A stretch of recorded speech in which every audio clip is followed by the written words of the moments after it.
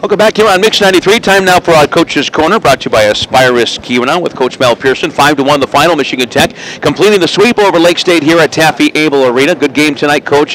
Again, I'm sure you're a little concerned about some of the penalties earlier in the game, but we seem to be more disciplined as we went along, and we certainly capitalized on our chances better than we did last night. Well, we did. I thought it was a good overall weekend, just considering the, like I said, the amount of practice time and everything we had. But I was happy with the results. We had a lot of guys play well. It's good to get some secondary scoring. The penalty situation, we are going to have to talk about that. And some are tough calls, but some of them are we got to relax and make sure we know what we're doing. But overall, really happy with the weekend. We were talking right after the game. What a great mix of scoring we're getting. We're getting some of those guys that we need to get out of the gates early with David Johnstone and Blake Pietala. Younger guys are playing well. Stamen gets a nice redirect goal for his first career goal. I just like the mix out there. Well, I really do. And the beauty of it is we have some depth. I think we have every line that is capable of scoring, and good to see Blake Pietala get a couple goals tonight. Dylan Stemmen.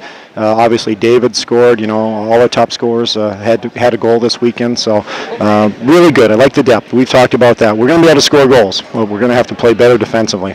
Tough to gauge Jamie Phillips' performance on the weekend. Didn't see a lot of shots. What were your thoughts now that we've seen two games with him? Well, he made key saves again tonight, like he did last night at critical moments in the game. They kept us in. They got that power play right at the start of the third period, and it's a 4-1 game. They get that next goal, and who knows what happens. He made a couple real big saves on that power play. So you're right. He didn't have a lot of work, but those are the toughest games to play. And I thought he, after the first goal, I thought he had a real strong effort tonight.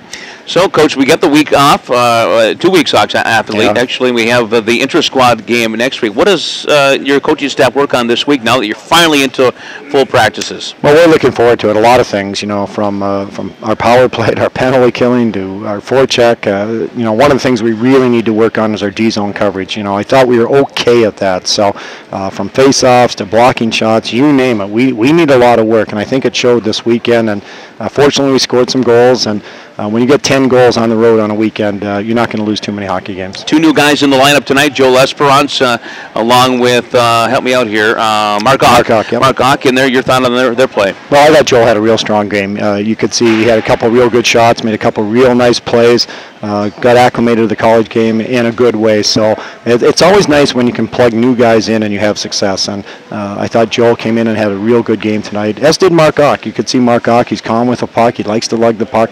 At times too calm for a coach maybe, but he had a real good game defensively tonight, and he's only going to get better. Both those kids are good players, and we're excited to have them in our program. He certainly had no problem putting out the young guys at key times, even before the game was in hand, because of the confidence you have in these guys, much like we saw you have to do last year with guys like Hannah and Leibringer. Well, it's good. It's good for those young players to play and to show confidence in them, and as a coach you can do that. When you leave them on a line where they lost a face-off, or when Lake State put their top line out, we got a couple freshmen on the line, but they did a great job. So, like I said, overall, really happy with our freshmen, and we've got a good freshman class, and there's some guys back home that could easily play too. So it's going to be good competition and a lot of battles for playing time. All right. That's a long ways away, and I'm sure a lot of evaluating to do for you and your coaching staff. Well, yeah, and obviously when you win, you like to keep playing games, to just keep that game mentality going and whatnot. So we've got a couple weeks off, and we're going to go into a Hornets net at Ferris. They're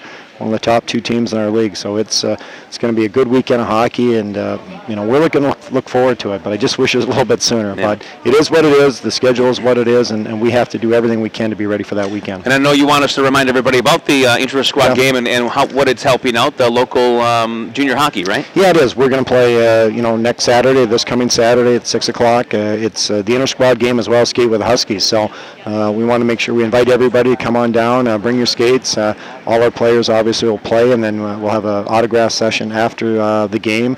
And it's to benefit junior hockey in the area. So we're really looking forward to it. It's a great way for our players to interact with the local community. Get some sleep on the bus, Coach, because you have a 10 o'clock show tomorrow morning at Mix 93. Yeah, can we push that back an hour? I'm sorry. No, I'll look forward to it. I'll be in a better mood tomorrow, so that won't be any problem. So all right, we'll look forward to it. Thanks a lot, Coach. Safe travels.